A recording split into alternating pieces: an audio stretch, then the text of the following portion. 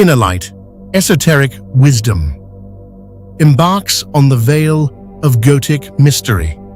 Today, we journey into the enigmatic and labyrinthine world of the Ars Goetia, a text that serves as both a cautionary grimoire and a compelling beacon for those drawn to the shadowed frontiers of occult knowledge.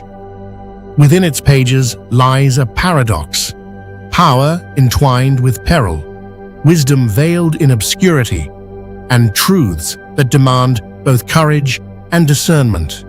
This is not merely a study, but an initiation into symbols, spirits, and the unseen forces that have stirred both curiosity and caution across the centuries.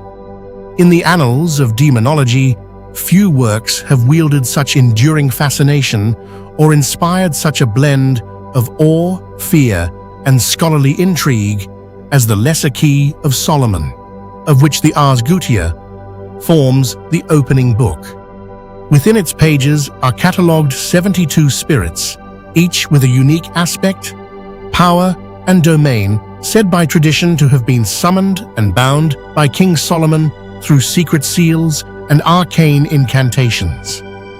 It is essential, from the outset, to clarify the nature of our study.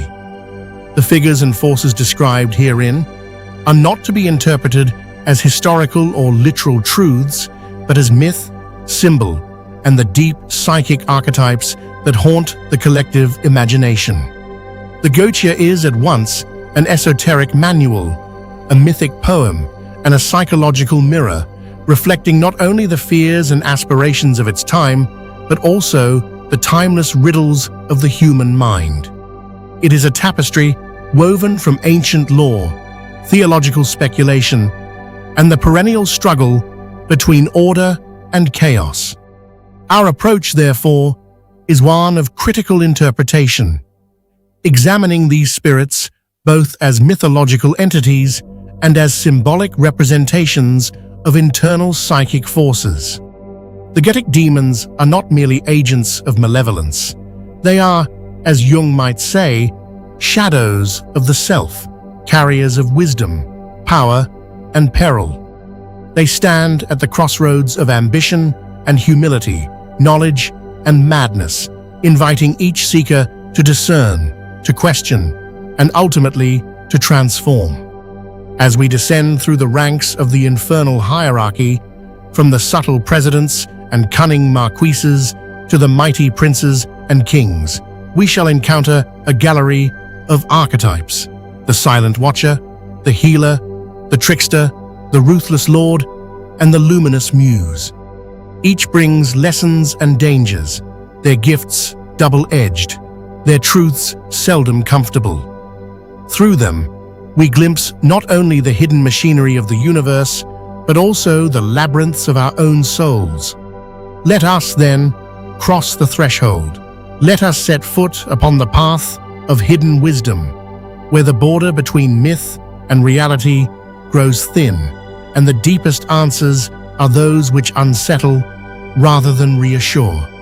The low hierarchy, the 13 presidents of the Goetia. The Goetic hierarchy is a reflection of the social and cosmic orders familiar to its medieval and Renaissance authors. At the bottom are the presidents, 13 spirits of subtle influence, standing as tutors and intermediaries between the mundane and the numinous. Above them rise the Marquises, earls, knights, princes, dukes, and kings, each rank embodying a different mode of power. The presidents are not conquerors. Rather, they are the whisperers, guides to forbidden knowledge, instigators of transformation, and at times tricksters who test the resolve of those who summon them.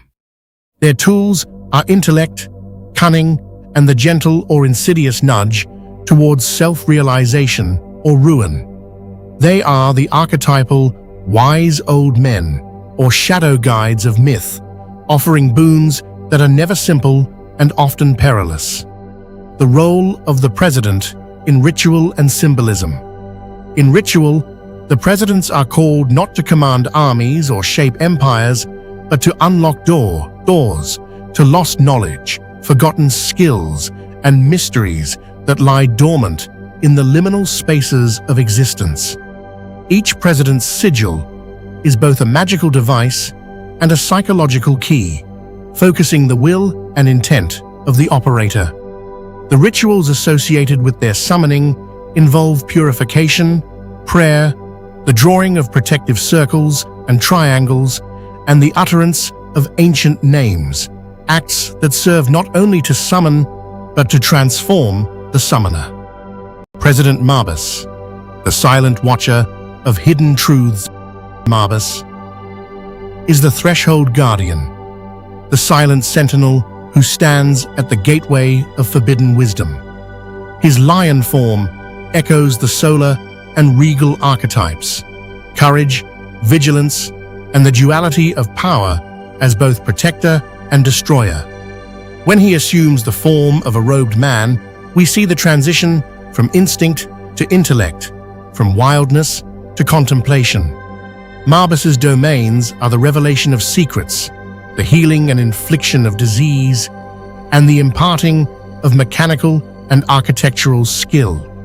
He is reminiscent of the Egyptian goddess Mut, the keeper of cosmic order and truth, and of Prometheus, the bringer of fire. His gifts are double-edged.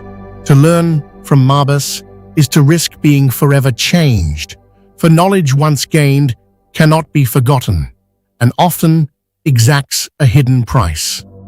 The testimonies of those who have walked in Marbas's shadow speak of obsession, the endless pursuit of truth for its own sake, the haunting awareness that every new answer only multiplies the questions.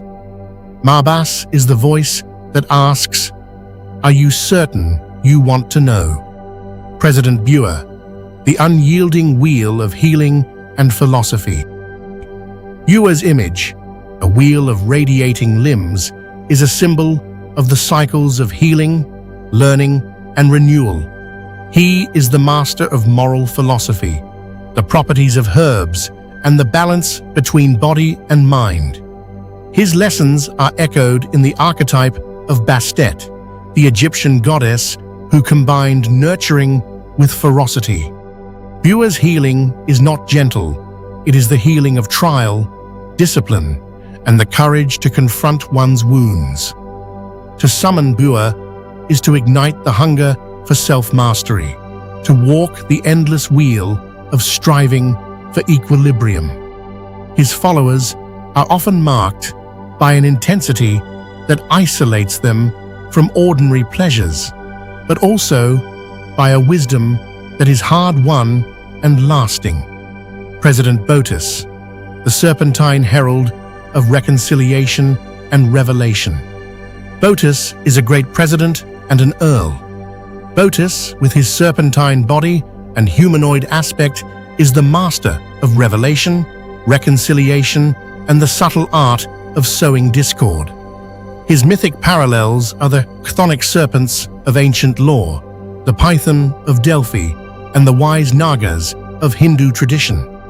Serpents are symbols of knowledge and temptation, and so is Botis.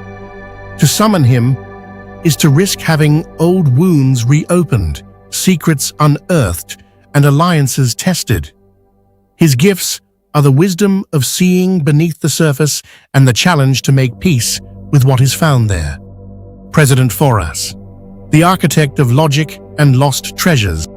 Foras is the president of logic, ethics, and the secrets of stones and herbs. He is akin to Hermes, the psychopomp and messenger who traverses boundaries and returns with treasures. Foras teaches not only reason, but action, not only discovery, but reclamation. His lessons lead ever inward, through the halls of reason and the vaults of lost knowledge. To delve deeply into Foras's arts is to risk losing touch with the intuitive and the simple joys of life. His path is one of introspection, requiring the seeker to balance intellect with heart. President Malphas, the raven architect of destruction and cunning. Malphas takes the form of a raven, a bird associated with intelligence, adaptability, and omens. He is the master builder and demolisher, capable of raising fortresses and laying them to waste. His mythic kin include Odin, the Norse god of wisdom and war, and his ravens Hugin and Munin. To seek Malphas's aid is to engage in the arts of strategy, espionage, and manipulation. He tests the loyalty and intent of his summoners, sometimes turning their plans against them if their purpose is unworthy. Malphas is the voice that asks, "What are you building, and for whom?" President Glasya-Labolas, he's a mighty president and earl. The hound-winged arbiter of bloodshed and genius, Glasya-Labolas, a monstrous hound with wings, stands at the intersection of genius and annihilation. He bestows mastery in arts and sciences, but can also incite acts of destruction. His mythic echoes are Cerberus, the Greek guardian of the underworld, and the black dogs of British folklore. Those who seek his counsel are often driven by ambition. Glasya-Labolas's gifts inspire brilliance, but also obsession, the flame that burns too brightly and consumes its bearer. President Hargenti, the bull of metamorphosis and hidden wisdom. Hargenti, the bull with griffin wings, is the spirit of transformation, material and spiritual. His mythic kin are Bastet and the Cretan bull. Hargenti's gifts demand sacrifice, the surrender of the old self for the promise of new beginnings. President Kem, the interpreter of omens and voices. Kem, the blackbird who becomes a man, is the spirit of omens and the unspoken language of nature. He is the Roman augur, and Cassandra, the seer cursed to speak truths no one believes. His gift is the awareness of that which most ignore. President Os, the shaper of perception and madness. Yahweh, the leopard who becomes a man, is the master of illusion, perception, and the liberal sciences. He is Proteus and Loki. His gifts are illuminating, but can dissolve the boundaries of self and sanity. President Amy, the keeper of celestial secrets and hidden treasures. Amy, a flaming angel and scholar, is the spirit of astrology, hidden treasures, and the wisdom of the stars. He is Thoth and Prometheus, guiding those who seek to reclaim lost knowledge. President Valak, the innocent seeker of that which is hidden. Valak, the child on a two-headed dragon, is the finder of lost things and hidden paths. His archetype is Horus, the innocent wielding power. His gifts are discoveries that unsettle as much as they enrich. President Morax, Farai, Marax, Farax. Morax is another great president and Earl of Hell, governing 36 legions. He instructs in astronomy and all liberal sciences, and grants familiars knowledgeable about herbs and precious stones. Morax's depiction as a bull with a human face recalls the Minotaur from Greek mythology, as referenced in Dante's Inferno. His name is derived from the Latin morax, meaning one who delays, which underscores his obstructive or controlling influence. The intermediate hierarchy, Marquises, Earls, and Knights. The intermediate hierarchy, the strategists and enforcers. As the seeker ascends the infernal hierarchy, the terrain shifts from the subtle, almost psychological influence of the presidents to the more assertive and strategic roles of the Marquises, Earls, and Knights. These spirits do not merely whisper, they shape outcomes, orchestrate events, and enforce the will of the higher powers. Their domains are broader, their influence more overt, and their lessons more demanding. The Marquises, architects of fate and strategy. The Marquises are the tacticians and generals of the Goetic order. They command legions, oversee vast operations, and manipulate the tides of war, politics, and intrigue. Unlike the kings, whose power is absolute, or the presidents, whose influence is intimate, the Marquises operate within the liminal zone between command and counsel, shaping the context in which decisions are made. Marquis Andras, the harbinger of discord and ruin. Andras, depicted as a fearsome angel with the head of a raven astride a black wolf, is the embodiment of strife, discord, and calculated destruction. His sword is not merely a weapon, but a symbol of the power to sever, to divide alliances, to turn friends into enemies, and to unravel the fabric of order. Andras's mythic resonance is strong with Andraste, the Celtic goddess of war, and with the raven messengers of Odin, bringers of both wisdom and doom. In psychological terms, Andras represents the archetype of necessary conflict, the force that, when harnessed with care, can clear the ground for new growth, but which, if unleashed indiscriminately, leads to chaos and isolation. To summon Andras is to invoke the powers of conflict and to accept the risk that the fires of discord, once kindled, may consume all. His lesson is one of discernment, knowing when to confront and when to reconcile, and recognizing that destruction can be both a beginning and an end. The whisper of discord echoes longer than the shouts of peace. Marquis Marcosius, the wolf of honor and warfare. Marcosius, often envisioned as a majestic wolf with wings and flames issuing from his mouth, is a spirit of war, loyalty, and tactical acumen. Unlike Andras, Marcosius embodies the disciplined warrior, the code of honor, the virtue of courage, and the wisdom of strategic aggression. His followers invoke him for both physical and metaphysical battles, seeking not only strength, but the nobility to wield it responsibly. Marcosius is akin to the chivalric knight or the heroic general.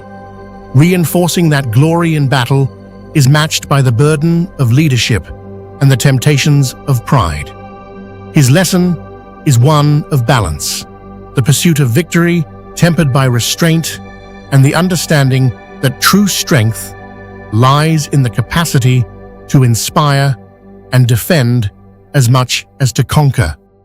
The sword that protects is mightier than the sword that destroys. Marquis Phoenix, the fire of inspiration and renewal. Phoenix, or Phoenix, is unique among the Marquises for his dominion over creativity, music, and inspiration. He is depicted as a radiant bird, wreathed in flames, and his song is said to convey wisdom beyond mortal comprehension. The phoenix is a universal symbol, Egyptian, Greek, Persian, of death and rebirth, the soul's capacity to rise renewed from the ashes. In the Goetia, Phoenix is the muse, the bringer of artistic genius and scientific insight, but also the harbinger of obsession, for the fire of creation can easily become all-consuming. His lesson is a warning. Creativity is sacred, but must be tempered with discipline, lest the seeker be consumed by the very light that guides them. From the ashes of destruction, the fire of creation is born. Marquis Sabnok, the fortifier and guardian. Sabnok, the armored knight on a pale horse, is the master of fortification, defense, and warding. He teaches the construction of both physical and spiritual barriers, offering protection against external threats, be they human, spiritual, or psychological. His mythic kin are the builders of legend, those who erect walls to keep out chaos, but who also risk becoming prisoners of their own defenses. Sabnok's lesson is to remember that true security lies not in impenetrable walls, but in the discernment of which threats are real and which are imagined. The strongest fortress is one that does not become a prison. Marquis Orius.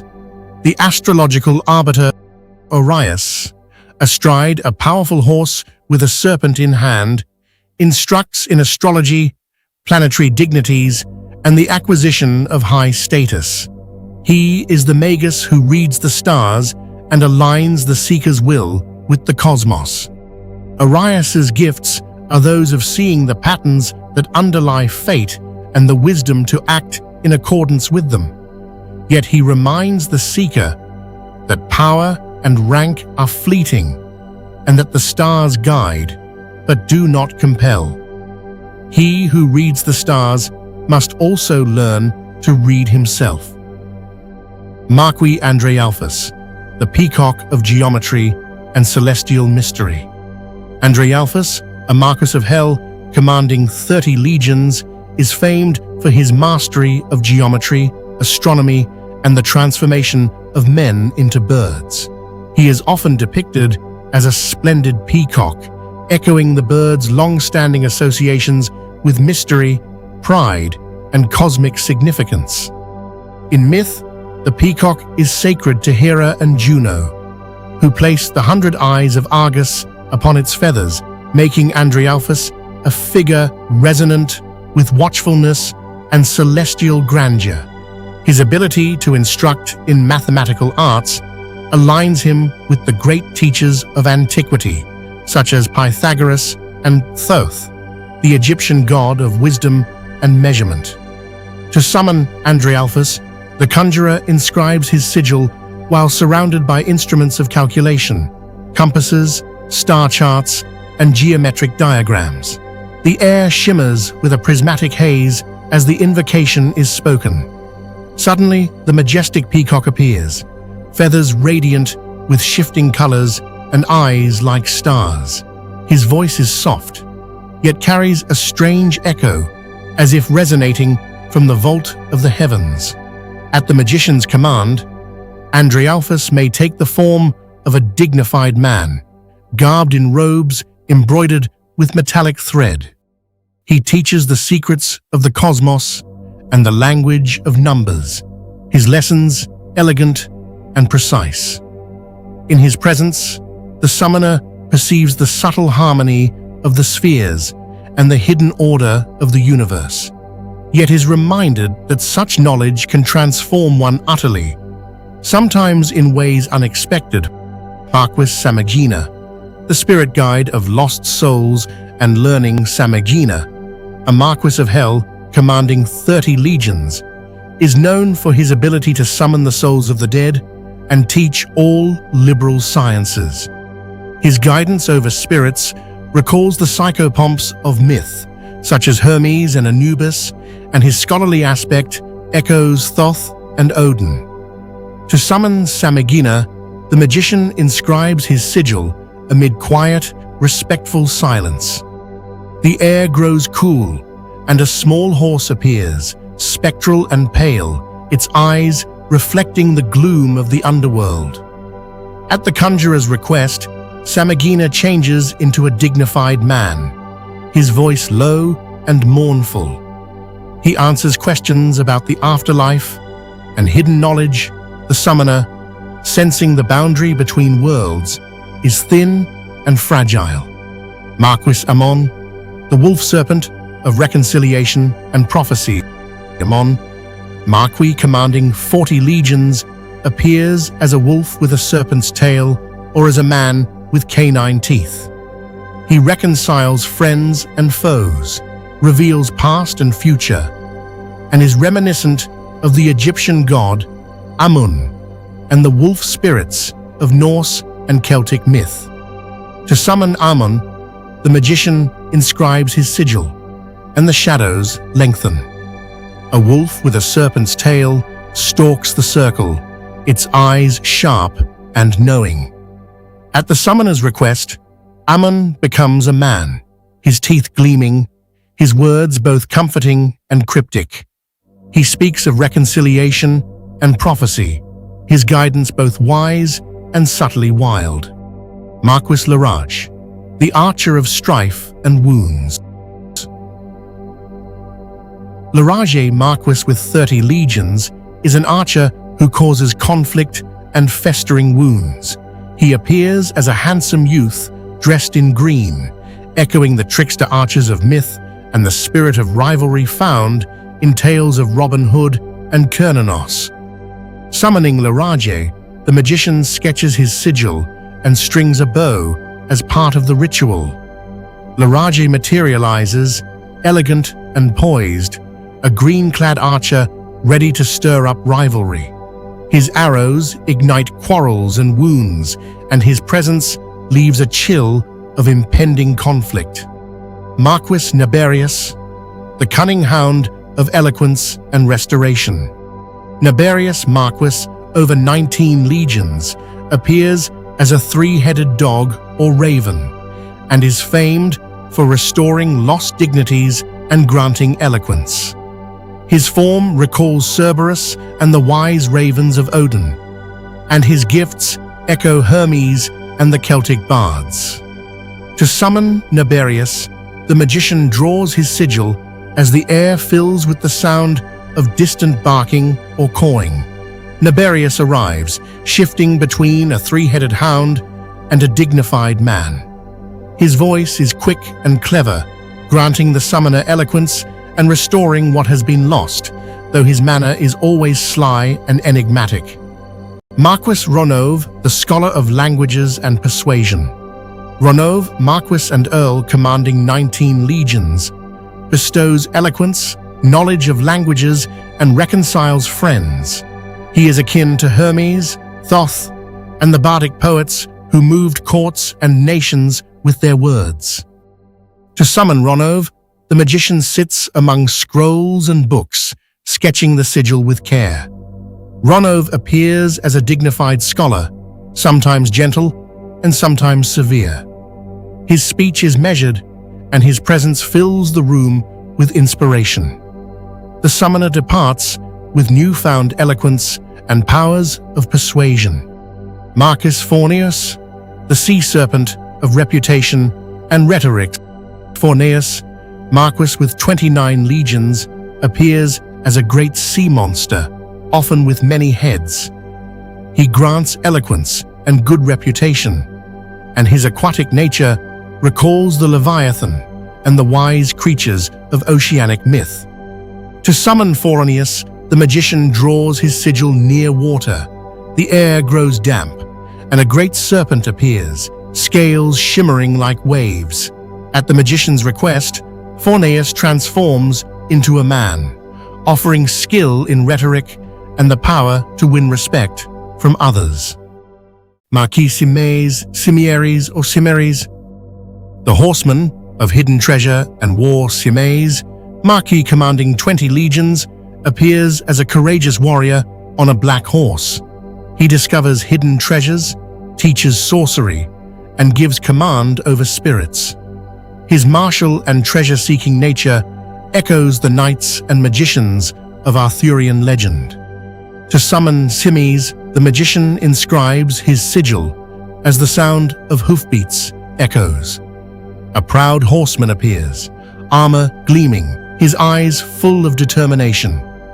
He speaks of buried wealth and magical lore, offering guidance to those who seek command and discovery. Marquis Decarabia, the star of secrets and avian wisdom. Decarabia, Marquis with 30 legions, appears as a star or pentagram and grants the power to understand the voices of birds and the properties of precious stones. His celestial form recalls the ancient wisdom of astrologers and the bird-speaking prophets of myth. Summoning Decarabia, the magician draws his sigil in the shape of a star. Light flickers, and Decarabia appears, first as a pentagram, then as a gentle noble. The summoner perceives the whispers of birds and the secrets of gems, as if the world's hidden music has become clear. Marquis Shax, the trickster of theft and hidden truths. Shax, Marquis commanding 30 legions, is renowned for his ability to steal objects, reveal hidden things, and deceive. His trickster nature recalls Loki, Mercury, and the mischievous spirits of folklore. To summon Shax, the magician inscribes his sigil and feels a sudden, playful breeze. Shax appears as a striking bird, feathers iridescent, or a sly person. His voice is quick and full of wit. He can make things vanish and uncover secrets, but his help is always tinged with mischief. The earls, negotiators, and brokers of power. If the Marquises are the generals, the earls are the diplomats, the brokers, and the mediators. Their power lies in negotiation, in the subtle art of influence, and in the capacity to reveal or conceal truth as the situation demands. Earl Furfur, the Stormbringer of passion and prophecy. Furfur, an Earl of Hell presiding over 26 legions, commands the tempests. He brings thunder, lightning, storms, and can inspire both love and strife. His mastery over nature's fury recalls Zeus and Thor, storm gods of Greek and Norse myth, while his capacity to inflame passion and reveal secrets aligns him with the likes of Eros and Apollo. To summon Furfur, the magician prepares their chamber with candles flickering in the draught, his sigil drawn upon the floor. As the incantation is spoken, the air crackles.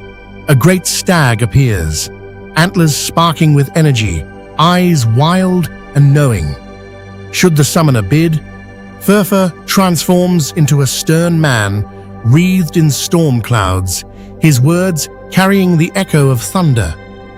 Secrets are revealed and passions quickened, yet the summoner knows to beware the unpredictable nature of the tempest.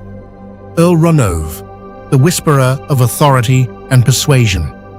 He is a Marquis and Earl. Ronove, subtle and dignified, is the patron of eloquence, negotiation, and the subtle exercise of social power. He bestows the gifts of language, rhetoric, and favor, tools essential to leaders, diplomats, and those who would shape consensus. His danger is that of manipulation. The silver tongue can as easily deceive as persuade, and the seeker must guard against losing their own voice amid the chorus of others. In summoning Ronove, the magician sits among scrolls and books, sketching the sigil with care. Ronove appears as a dignified scholar, sometimes gentle and sometimes severe. His speech is measured, and his presence fills the room with inspiration. The summoner departs with newfound eloquence and powers of persuasion. The art of persuasion is the art of responsibility. Earl Andras, the Raven of War and Discord. Andra. Andras, an earl commanding 30 legions, is infamous for sowing quarrels and discord. He rides a wolf and bears the head of a raven, recalling the Morrigan and Odin's raven companions, harbingers of war and fate. Like Ares, he is a spirit of conflict and danger. Summoning Andras is a perilous act. The magician draws his sigil, and the room chills as a black-feathered, raven-headed knight appears astride a snarling wolf. His presence is tense and volatile, the promise of strife hanging in the air. His words can spark rivalry and mistrust, and only the most cautious conjurer dares to seek his counsel. Earl Vapula, the patron of craft and invention. Vapula, leonine and dignified, is the spirit of technical skill, engineering, and invention. He is the muse of artisans, scientists, and builders, the Goetic Hephaestus and Ptah. His lesson is the harmony of inspiration and discipline, the understanding that true mastery is achieved through dedication and balance. Genius is the union of vision and craft. Earl Aim, I am the feu de joie of fire and mockery. Aim commands 26 legions, brings fire, wit, and mischief. He appears as a handsome man with 3 heads, serpent, man, and calf, and rides a viper, bearing a torch. His fiery, chaotic nature mirrors Loki of Norse myth and the trickster gods of many pantheons. In summoning Aim, the magician draws Aim's sigil and feels a flicker of heat. Aim materializes, shifting between his 3 faces, his torch blazing. His words are sharp, often mocking, and he delights in setting things alight, both literally and metaphorically. The summoner departs with new insight, but also with the uneasy sense that chaos lingers. The knights, executors of will. The knights, fewer in number, are the direct actors, the enforcers of infernal will. Their power is immediate, their lessons those of discipline, courage, and the relentless pursuit of objectives. Knight Furcus, the synthesis of wisdom and martial discipline. Furcus, an aged warrior, is the spirit of logic, philosophy, and martial skill. He embodies the union of intellect and action, teaching that true power lies in the disciplined mind as much as in the strong arm. His archetype is the philosopher king, the leader who tempers strength with wisdom. The greatest victory is that won without battle. The intermediate ranks, in practice and symbolism, in ritual and in psychological integration, the Marquises, earls, and knights are invoked when the seeker stands upon the threshold of action, when strategy, negotiation, and will are required to overcome obstacles, achieve goals, or restore balance. Their roles are those of the commander, the mediator, and the champion, and their presence is a reminder that both cunning and courage are required on the path to mastery. The high hierarchy. Princes and kings. At the summit of the Goetic hierarchy reside the princes and kings, spirits whose domains extend across vast legions of lesser demons, whose influence shapes destiny and fate, and whose presence embodies both awe and intimidation. These exalted beings are not merely potent, they are archetypes of sovereignty, mastery, and the ultimate risks and rewards associated with the pursuit of power. The princes, masters of subtlety and revelation. The princes occupy a liminal space between command and counsel. They are less absolute than the kings, but more influential than the ranks below. Their gifts are those of revelation, subtle influence, and the ability to unlock secrets and shape outcomes. Prince Vassago, the gentle revealer of the lost. Vassago is often depicted as a noble, composed figure radiating calm authority. He is the spirit sought for uncovering that which is hidden, be it truths buried in the past, mysteries of the present, or secrets obscured by fate. Vassago's guidance is subtle, arriving through dreams, intuition, or moments of sudden clarity. Uniquely among Goetic spirits, he favors candor and straightforwardness, delivering answers without riddles. Yet his revelations may be unsettling, demanding courage and introspection. His archetype is that of the psychopomp, the gentle guide through darkness, illuminating paths for those willing to confront what is revealed. To seek the lost is to confront what was forgotten for a reason. Prince Sitri, the spirit of passion and desire. The Sitri, with the head of a leopard and imposing wings, is the embodiment of untamed passion, desire, and the energies of the heart. He is invoked to ignite romance, inspire longing, and uncover hidden yearnings. His power is overwhelming, swiftly stirring passions and uncovering secrets. Yet his gifts are fraught with risk. Desire can be unpredictable and destructive, and the seeker must beware losing themselves to the forces they seek to command.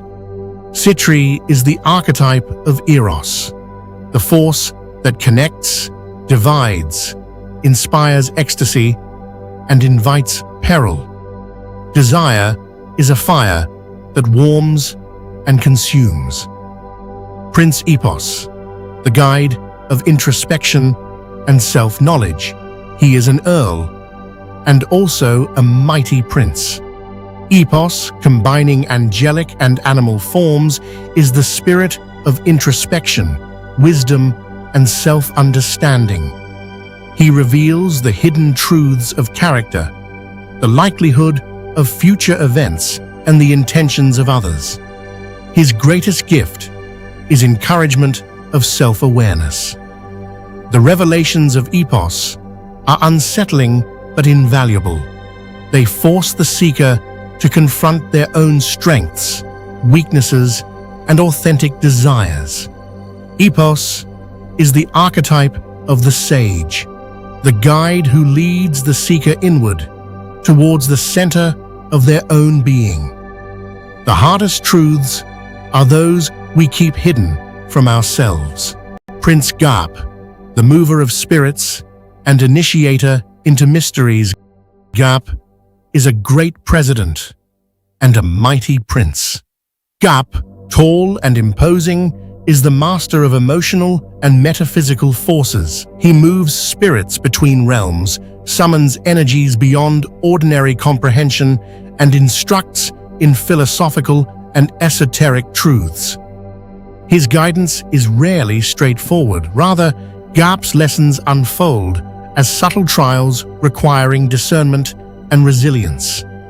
He is both gatekeeper and teacher, demanding that mastery be earned through experience and reflection.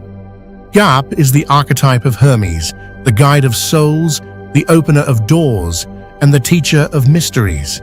He is also a president.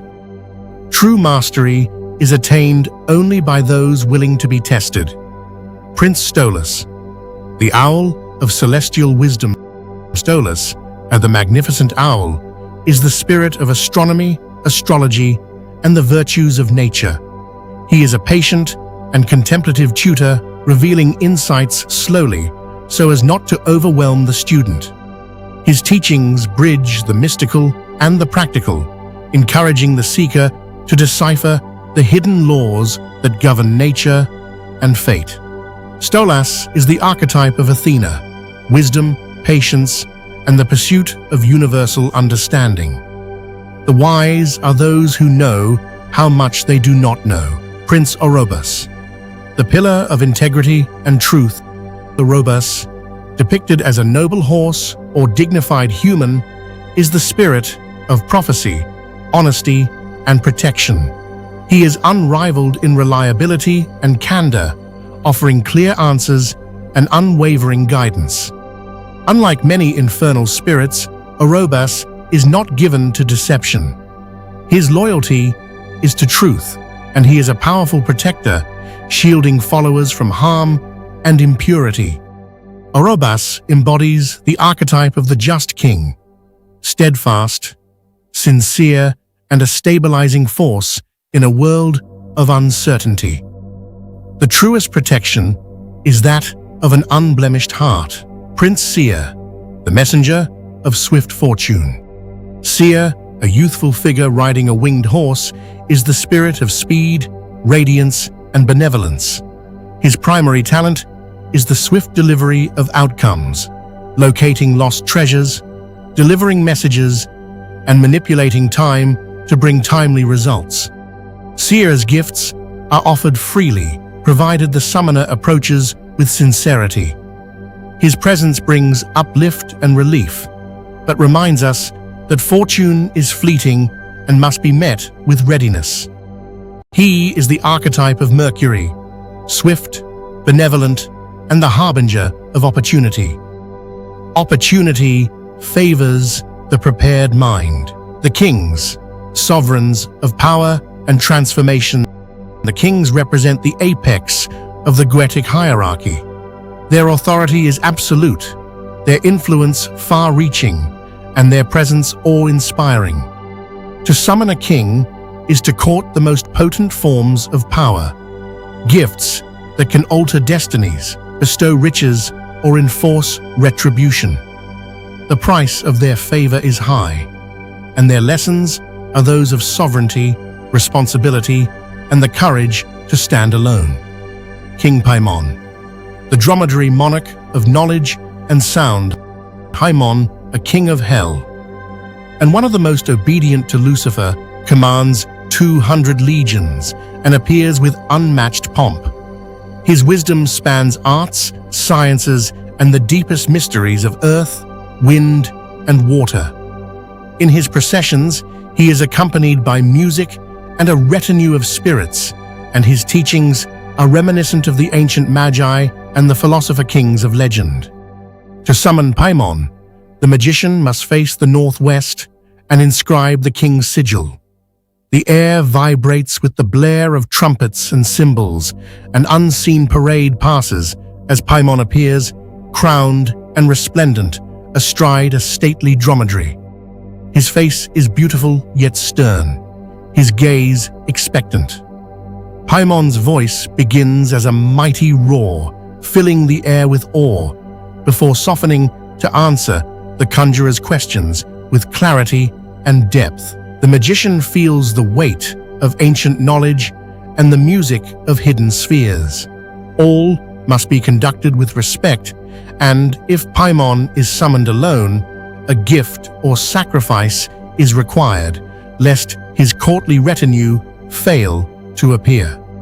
King Vine, the arbiter of revelation and devastation, seen regal and imperious, is associated with revelation, destruction, and the unmasking of secrets. He exposes conspiracies, unveils motives, and disrupts established order. His power is double-edged. He unravels facades, clears obstacles, but may leave the summoner vulnerable to the loss of protection or stability. To summon Vine, the magician draws his sigil as thunder rumbles in the distance. The wind picks up, and Vine materializes, lion-faced, serpent in hand, astride a dark steed. His voice is thunderous, his bearing regal. With a gesture, he can conjure storms or lay bare the hidden truths of the world. The magician senses both the destructive and protective aspects of this Storm King, and the power to reshape fate itself. Vine is the archetype of the Stormbringer, the force that clears the way, but demands the courage to rebuild. The greatest strength is to endure the revelation of uncomfortable truths. King Balaam, the enigmatic sage of foresight. Balaam, with the heads of a bull, ram, and man, is the spirit of foresight, perception, and the power to read minds and intentions. His favor is sought by those who wish to discern the currents beneath the surface. The knowledge Balaam imparts can be overwhelming. To see too much is to risk paralysis and indecision. His guidance is best received with humility. To summon Balaam, the summoner traces his sigil under the moon's gaze. The room fills with a wild energy as Balaam appears, three heads turning in unison, flames flickering in his gaze. He speaks with authority and insight, and can render the conjurer invisible or witty if so desired. The magician feels the pull of prophecy and the edge of danger, for Balaam's truths are both gift and test. Balaam is the archetype of the oracle, visionary, enigmatic, and a teacher of discernment. To know too much is to risk paralysis. King Belial, the sovereign of independence and dark majesty. Belial, enthroned amidst flames, is the spirit of autonomy, status, and dissolution of obstacles. He is the granter of dignities, reconciler of adversaries, and destroyer of imposed order. His gifts are formidable, but his path is one of hard-won independence. Belial tolerates no master above himself, and those who seek his aid must be prepared for solitude and self-reliance. He is the archetype of Lucifer, the rebel, the sovereign, and the challenger of established power. To summon Belial, the magician prepares his seal, offers tribute, and speaks the ancient words in a tone of respect. The chamber grows cold and silent as Belial appears, not always visible, but always felt. He may take the form of a handsome lord or a shadowy presence, his eyes glinting with cunning. He offers power, alliances, and wisdom, but all at a price, for Belial is the king of independence and subtle corruption, whose favors should never be accepted lightly. To stand with Belial is to stand sovereign and unbowed. King Zargan. The alchemical trickster Zargan, a griffin-winged bull, is the spirit of transformation, wit, and paradox. His domain is alchemy, the transmutation of substances, perceptions, and possibilities. His form, a bull with griffin's wings that becomes a man, connects him to the mythical griffins, guardians of treasure, and to Hermes Trismegistus, the father of alchemy. His lessons are seldom straightforward. Zargan delights in contradiction and ambiguity. Adaptability is his greatest gift, but the seeker must beware losing their essence in perpetual flux. The conjurer draws Zargan's sigil and gathers vessels of wine and water. Zargan appears, first as a winged bull, majestic and strange, then as a dignified man. The summoner feels the promise of transformation in the air. Zargan's knowledge is elusive and mercurial, and his lessons, though powerful, are always veiled in paradox. Zargan is the archetype of the trickster, ever-changing, inventive, and a teacher of adaptability. Change is the test of wisdom. King Asmodeus, the dragon rider of desire and infernal might. Asmodeus, or Asmodee, rules 72 legions and is a king of hell renowned for strength, lust, and power. He appears with 3 heads, bull, man, and ram, a serpentine tail lashing, flames issuing from his mouth, and rides a mighty dragon. His form merges the monstrous with the royal, reminiscent of the multi-headed beasts in ancient myth and the tempestuous nature of divinities like Shiva and Pan. To summon Asmodeus, the conjurer must bear his golden seal and offer due respect. The room trembles as the dragon lands. Asmodeus upon its back, lance in hand and banner unfurled. His eyes burn with pride and challenge, and his words are sharp as steel. He grants knowledge of hidden things, sharpens wit, and can bestow or remove desire. Yet, all dealings with Asmodeus are fraught with risk, for his cunning is as great as his strength. King Purson, the lion-faced herald of secrets and trumpets.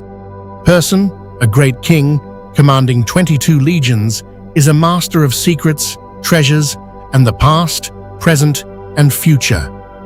His lion's visage and bear's mount evoke the regal and the wild in equal measure, recalling the sphinxes and lion-headed guardians of ancient myth. Trumpets announce his presence, and his counsel is believed to carry apocalyptic weight. To summon Purson, the magician inscribes his sigil and sounds a trumpet or bell. The air grows heavy with the echoes of an invisible parade, and Purson arrives, lion-faced, a viper in one hand, riding upon a bear.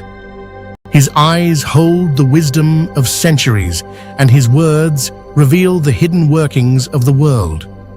With him come good familiars and the promise of discovery, yet one must be prepared for the revelations he brings. The symbolic synthesis, the Goetia as myth, mind, and map. Throughout its ranks, the Goetia is more than a grimoire. It is a symbolic map of the quest for mastery, the integration of shadow, and the willingness to face the risks of self-knowledge. The spirits are echoes of ancient gods, heroes, monsters, and muses, transformed by cultural tides and the needs of the unconscious.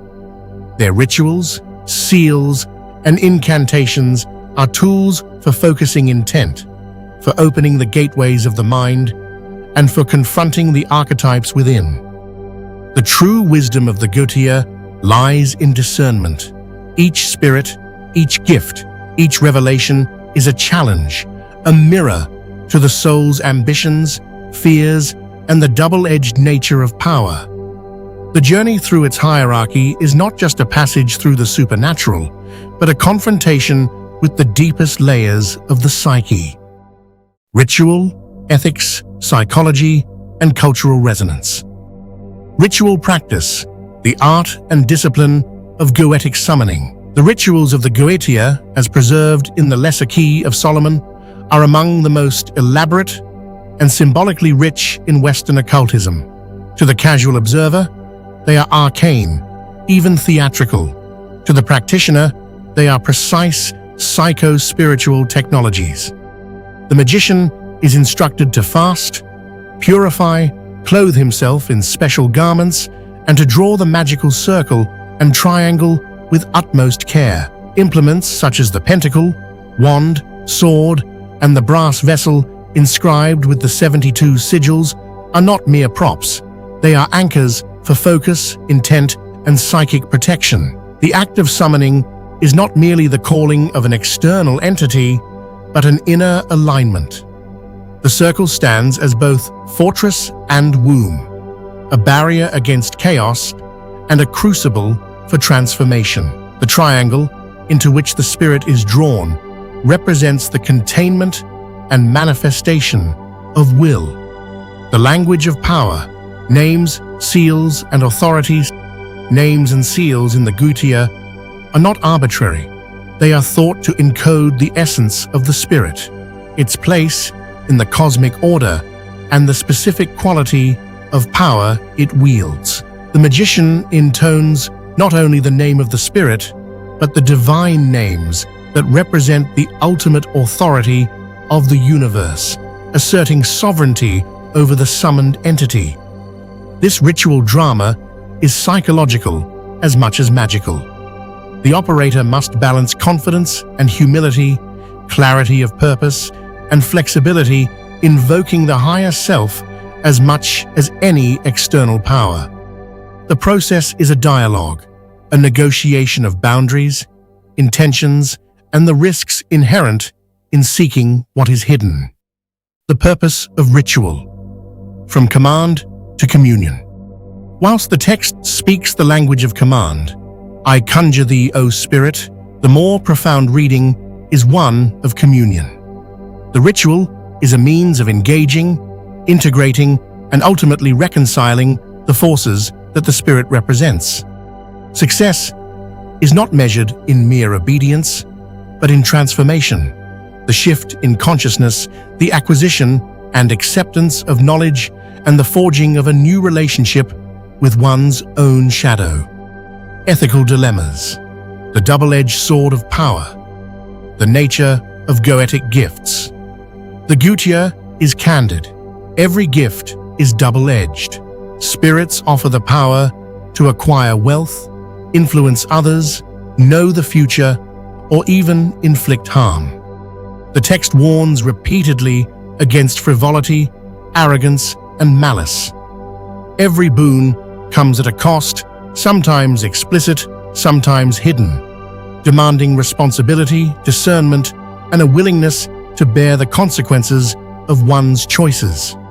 Unlike later grimoires that paint all demons as uniformly evil, the Goetia's spirits are complex. Many offer healing, wisdom, reconciliation, or artistic inspiration. Others tempt with shortcuts, vengeance, and manipulation. The ambiguity is the point. They are mirrors for human ambition and frailty, teachers as much as tempters. The ethical dilemma is perennial. Should one use these powers? For what ends? Is it ever justifiable to seek influence over others, to unravel secrets not meant to be known, or to alter fate for personal gain? The Goetia provides no easy answers. It challenges the seeker to consider not only what can be done, but what should be done. Many accounts in occult literature describe the perils of Goetic practice, not only external dangers, but inner transformations that can lead to obsession, paranoia, or loss of self. The spirits test not only will, but integrity. The true initiate learns that mastery is not domination, but integration, not conquest, but wisdom. Psychology and the Goetia, the shadow and the self. A Jungian perspective, Carl Jung wrote extensively about the shadow, the repressed, unacknowledged aspects of the psyche. The Goetic spirits can be seen as personifications of these archetypes. Summoning a spirit is in this sense an encounter with a part of oneself. The healer, Buer, the trickster, Zagan, the destroyer, Vine, the lover, Sitri, the sage, Stolas, and so forth. The ritual process is akin to active imagination or shadow work. By confronting and naming the spirit, the seeker brings the unconscious into consciousness, integrating what was previously projected or denied. The binding of the spirit is the containment and transformation of psychic energy into creative or constructive form. For some, the Goetia is not a manual of black magic, but a therapeutic text, a means of engaging with the multiplicity of the self, of navigating the complexities of desire, ambition, fear, and power. The spirits offer lessons in self-knowledge, humility, and the limits of will. The most successful magicians are those who emerge from the ritual with greater wholeness, having woven the shadow into the fabric of the self. The failures are often those who become possessed by a single aspect, overwhelmed by obsession, pride, or the fantasy of omnipotence. The Goetia, in art, literature, and modern occultism, from Renaissance to Romanticism. The Goetia, in Western culture, since its first appearance in the 17th century, the Lesser Key of Solomon has left an indelible mark on Western imagination. The Goetia's spirits populate the grimoires and magical treatises of the Renaissance, the dark poetry of Romanticism, and the occult revivals of the 19th and 20th centuries. Writers such as Aleister Crowley and Arthur Edward Waite adapted Goetic symbolism for the Golden Dawn and Thelema. The spirits appear in Gothic novels, occult thrillers, and art, from the engravings of Jacques Collin de Plancy's Dictionnaire Infernal to the sigil-rich covers of modern esoteric books. Approaches in contemporary occultism, the Goetia is approached from two main directions. The first is magical. Practitioners follow traditional or adapted rituals to seek tangible results: wealth, knowledge, influence, healing. The second is psychological. The spirits are engaged as archetypes, guides, or aspects of the unconscious, with ritual as a means of integration and self-development. The chaos magicians of the late 20th century, such as Peter J. Carroll and Phil Hine, explicitly treat Goetic spirits as constructs or egregores, energy forms shaped by belief and intention, valuable for their effect on consciousness rather than any independent existence. The Goetia, in popular media, from video games to horror films, the names and imagery of the Goetia permeate popular culture. Spirits such as Valak, Buer, and Astaroth are reimagined and repurposed, often stripped of their nuanced origins but retaining their aura of mystery and forbidden power. This cultural afterlife reflects the enduring appeal of the Goetia. It is a language of shadow, transformation, and the human longing to touch what lies beyond the ordinary. Integrative reflections. The Goetia as path, mirror, and challenge. The Goetia is a map of the soul's journey from ignorance to mastery, from division to integration. The presidents invite us to confront hidden knowledge. The Marquises and Earls teach strategy, negotiation, and the art of influence. The knights embody action and discipline. The princes and kings challenge us to wield power responsibly or face the consequences of hubris. Lessons for the modern seeker. Discernment. Not all spirits are to be trusted, nor all gifts accepted. The wise seeker learns to judge, to question, and to say no, as well as yes. Humility, power is always accompanied by risk, and the greatest transformations are often those of self-limitation and surrender. Integration. The spirits are not to be banished or worshipped, but understood and woven into the tapestry of the self. Responsibility. Every act of will, every summoning is a test of character.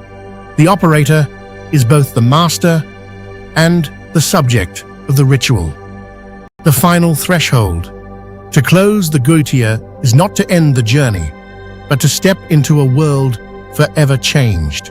The spirits remain, within, without, and in the stories we tell ourselves and each other. The greatest magic is not domination, but wisdom, not command, but understanding. Synthesis and conclusion. Philosophical synthesis. The Goetia and the human condition. The Ars Goetia is more than a grimoire. It is a vast metaphorical landscape. Each spirit is a facet of human experience. Marbas as the search for hidden truth, Buer as the drive to heal and understand, Malphas as the urge to build and sometimes destroy, Belial as the yearning for autonomy and sovereignty.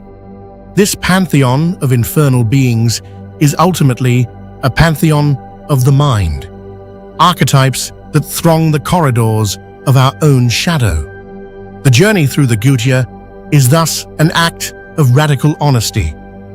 To call forth a spirit is to confront a part of oneself, one's rage, longing, curiosity, cunning, or ambition. The magician's circle is the space of self-reflection, and the triangle the focus of intent. Every successful operation is a dialogue, every failure a lesson in humility. Integration and individuation. The alchemy of self from a Jungian or depth psychological perspective. The Goetic spirits are not others, but aspects of the psyche requiring integration.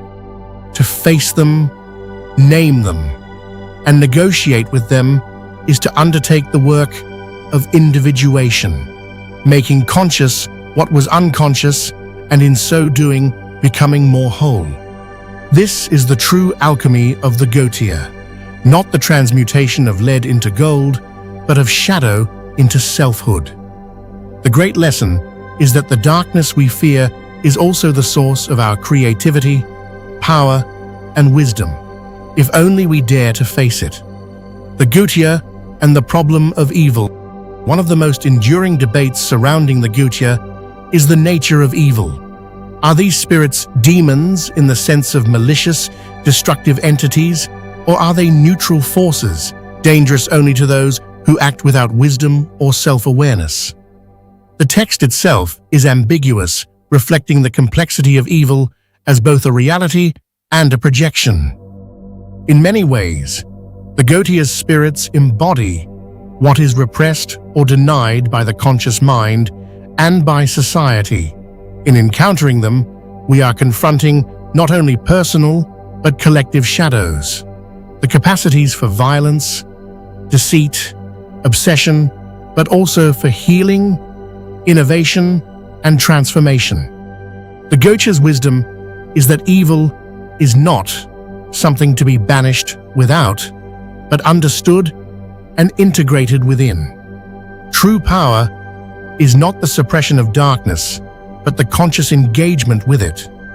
The enduring relevance of the Goetia modern magical and psychological practice. In the 21st century, the Goetia's relevance has only grown.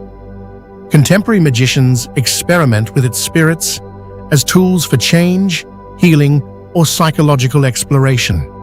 Psychotherapists and shadow workers draw on its imagery to help clients name and integrate conflicting parts of themselves.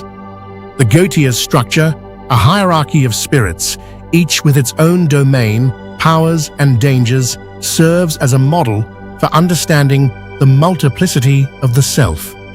The rituals of the Goetia, whether performed with literal belief or as symbolic drama, provide a framework for facing fear, cultivating discipline, and enacting transformation. In an age of uncertainty, the Goetia reminds us that the greatest power is self-knowledge, and that every shadow faced is a step towards wholeness. The Goetia in literature, cinema, and popular culture. The Goetia's spirits have become cultural icons, appearing in novels, films, television, and art. They are invoked as metaphors for temptation, forbidden knowledge, and the struggle for control. Works ranging from Milton's Paradise Lost to modern horror and fantasy draw on the Goetia's rich symbols and narratives. This enduring popularity attests to the Goetia's status as a living myth. It is a resource for artists, writers, and seekers, a language for expressing the inexpressible, and a set of characters for staging the dramas of the soul. Ethics, responsibility, and the path of wisdom. Perhaps the most important lesson the Goetia offers is one of ethical awareness. Every gift is a test. Every summoning an act of self-examination. The spirits are not to be used lightly, nor their powers invoked for mere curiosity or selfish gain.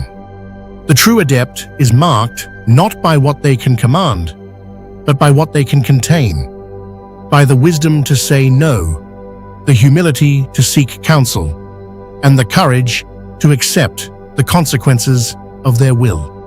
The Goetia's path is narrow and steep. It demands discipline, patience, and a willingness to be transformed by the very powers one seeks to master. Conclusion. Stepping from the shadows. The journey through the Ars Goetia is a journey into the heart of mystery, into the labyrinth of the mind, the depths of the shadow, and the heights of the imagination. To study the Goetia is to walk a path of paradox, where every spirit is both threat and teacher, every ritual both risk and opportunity. The spirits of the Goetia are not simply demons of the past, but living forces in the present. They are the fears we must face, the talents we must claim, and the truths we must accept. To master them is to master oneself, not by conquest, but by understanding, compassion, and the courage to change. As you close this talk and step from the circle, know that you carry the greatest magic of all, the capacity to face the unknown, to integrate the shadow, and to become, in truth, the sovereign of your own soul. Final reflections. The Goetia as a living tradition. Whether viewed as a magical manual, a psychological map, or a mythic cycle, the Ars Goetia endures because it speaks to the perennial questions. Who am I? What powers lie within me for good or ill? How can I become more whole, more wise, more free? The Goetia does not promise easy answers. Its spirits are both mirrors and guides, showing us what we dare not see and offering us the means to transform what we fear into what we might become. Let this be the final word. The greatest magic is not to summon spirits, but to awaken the spirit within. If you found this helpful, don't forget to like, subscribe, and share with someone who needs it.